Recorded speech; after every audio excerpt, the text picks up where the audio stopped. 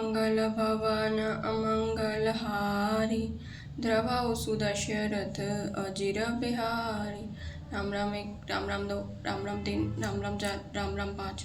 आज मैं आपको रामचरितमानस दोहा नंबर 35, दोहा नंबर 35 का अर्थ बताने वाली हूँ और इसमें जितनी भी चौपाइयाँ हैं उनका अर्थ बताने वाली हूँ। इस प्रकार कृपा निधान श्री रामचंद्र जी समुद्र तट पर जा उतरे। अनेकों रीछ वानर वीर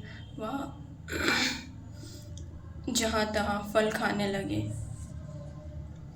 चौपाई एक अर्थ। वहाँ लंका में जब से हनुमान जी लंका को जलाकर गए तब से राक्षस भयभीत रहने लगे हैं। अपने अपने घरों में सब विचार करते हैं कि अब राक्षस कुल की रक्षा का कोई उपाय नहीं है। क्या हुआ था, जब लंका जलाकर आ गए थे तब से सभी राक्षस बहुत भयभीत हैं। वो ये सोच रहे हैं कि अब राक्षस कुल की रक्षा कौन करेगा। चौपाई दो का अर्थ। जिसके दूत का बल वर्णन नहीं किया जा सकता, स्वयं नगर में आने पर कौन भलाई है।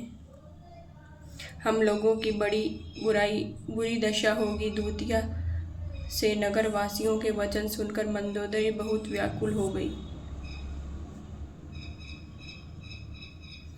जिसके दूत का वर्णन नहीं किया जा सकता, मतलब जो राम जी के दूत कौन है, बजरंगबली हनुमान जी, उनका दूत का वर्णन नहीं किया जा सकता तो जो स्वयं स्वामी हैं उनका क्या वर्णन किया जाएगा। वो स्वयं अपने आप में क्या होंगे जब उनके दूत ही इतने शक्तिशाली हैं। तो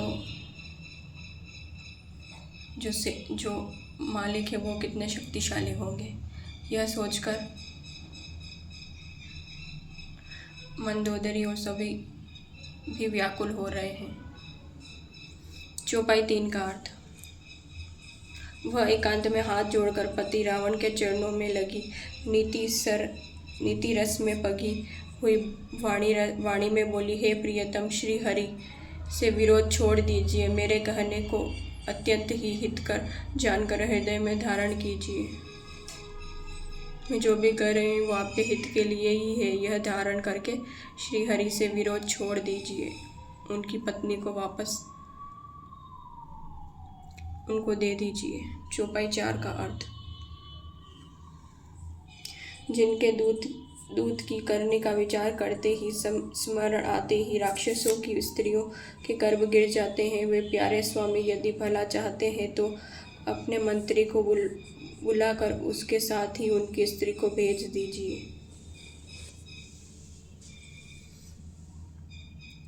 अगर उनके दूत श्री हनुमान जी के दूत की करने का विचार करते ही राक्षसों की स्त्रियों के गर्भ गिर जाते हैं, जब उन्होंने हुंकार करी थी हनुमान जी ने, तब सभी स्त्रियों के, जो भी राक्षस स्त्रियां थी, उनके गर्भ गिर गए थे।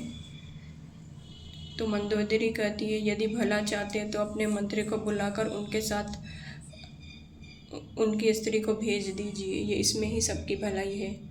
चौपाई 5 का अर्थ। सीता आपके कुल रूपी कमलों के वन को दुख देने वाली झाड़े की रात्रि के समान आई है। हे नाथ, सुनिए, सीता को दिए लौटाए बिना शंभु और ब्रह्मा के भी आपका भला नहीं हो सकता।